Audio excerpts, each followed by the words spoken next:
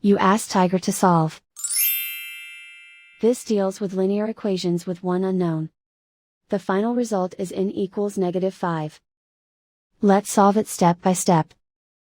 Group all constants on the right side of the equation.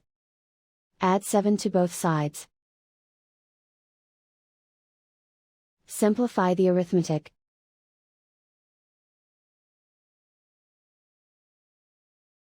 Isolate the n. Divide both sides by -3.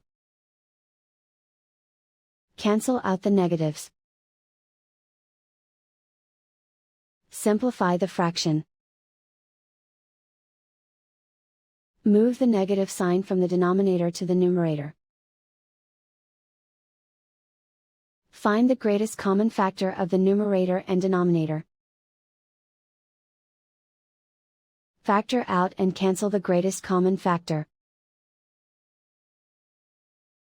And so the final result is n equals -5.